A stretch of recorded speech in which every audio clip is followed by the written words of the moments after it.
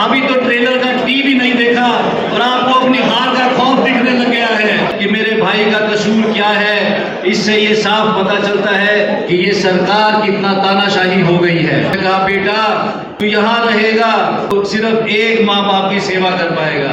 उन लाखों माँ बाप को सिर्फ तू एक अंधेरे में रोशनी की किरण नजर आता है। खट्टर साहब आपको पता ही नहीं कि दिव्यांशु बुद्धि राजा किस मिट्टी का बना है। हमारे बड़े भाई हितेश बुद्धि राजा जी से कि वो आए और अपना संदेश दे। कृपया तालियों में जाकर उनका स्वागत करें। कांग्रेस पार्टी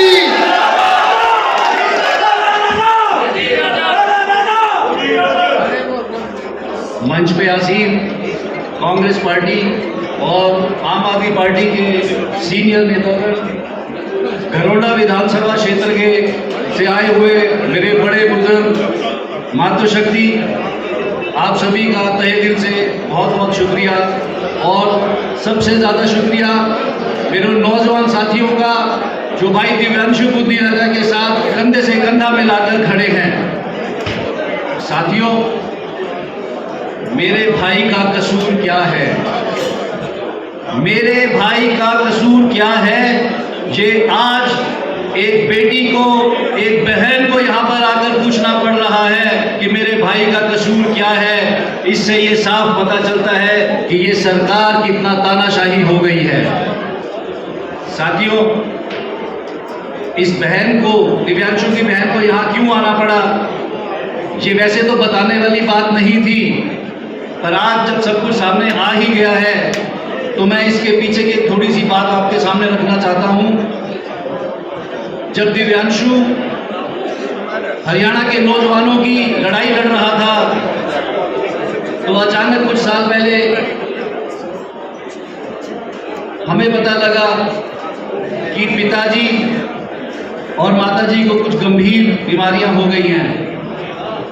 पिताजी कैंसर से और दिल की कुछ गंभीर बीमारियों से और माताजी भी बहुत गंभीर बीमारियों से जूझने लगे। तो भाई दिव्यांशु ने कहा कि पिताजी, माताजी, अब ये मेरी नैतिक जिम्मेवारी बनती है कि मैं आपकी सेवा करूं। तो हमारी माताजी और पिताजी ने क्या बात कही, उन्होंने कहा बेटा तू यहाँ रहेगा तो सिर्फ एक माँ बाप की सेवा कर पाएगा। आज पूरे हरियाणा के हजारों लाखों बुजुर्ग माता पिताओं की बुढ़ापे में जो इस सरकार ने अंधेरा भर दिया है, जो उनके बच्चों को बेरोजगारी के अंधेरे में धकेल दिया है, उन लाखों माँ बाप को सिर्फ तू एक अंधेरे में रोशनी की किरण नजर आता है।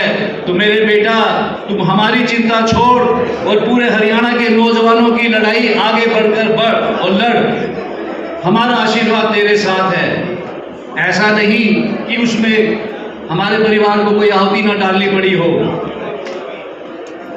हमारी माताजी का स्वर्गवास हुआ और दिव्यांशु भाई उस पीड़ा को अपने दर्द अपने दिल में छुपाकर, किसी के सामने ना लाकर, जो वचन माँ बाप को दिया था उससे विचलित हुए बिना हरियाणा के नौजवानों की लड़ाई लड़ रहा है। और आज कांग्रेस पार्टी ने आप सभी के प्यार और सहयोग से उसको जो इतनी बड़ी जिम्मेवारी दी है, वो उस सब में आपका सहयोग हम लोग मांगते हैं। भाई दिव्यांशु, आपकी लड़ाई लड़ते हुए आज इस सरकार के खिलाफ जेल जाने की नौबत पे आया है। मेरा एक बहन इसीलिए यहाँ पर आई है कि जो वादा भाई दिव्यांशु ने हरियाणा के नौजवानों को दिया था, जब वो आज या एक या दो दिन बाद जब वापस आएगा तो क्या करनाल की जनता, हरियाणा के नौजवान साथी उसी तन मन धन से जो दिव्यांशु बुद्धि राजा के साथ वो प्रेम और उसका साथ देने के लिए क्या कंधे से कंधा मिलाकर उसका साथ देंगे? कृपया हाथ खड़े करके अपना समर्थन बताइए। क्या जो लड़ाई हमारे नौजवानों की, जो किसान भाइयों की, जो फौजियों को जो पक्की नौकरी हटाकर अग्निवीर की जो योजना दी जा रही है, उसकी जो लड़ाई लड़ रहा था, क्या वो जब वो एक दो दिन बाद हमारे बीच में वापिस आएगा तो क्या आप लोग उसका साथ देंगे? राजा आपसे बस यही एक अपील, यही विश्वास है कि आप भाई दिव्यांशु बुद्धि राजा का साथ ऐसे ही और ज़्यादा 2 गुना 3 गुना ज़्यादा जोश के साथ देंगे। और एक बात मैं खट्टर साहब को ये बता दूं कि खट्टर साहब, आपको पता ही नहीं कि दिव्यांशु बुद्धि राजा किस मिट्टी का बना है। अभी तो फिल्म तो बहुत दूर की बात है, अभी तो ट्रेलर का टीवी नहीं देखा और आपको अपनी हार का खौफ दिखने लग गया है।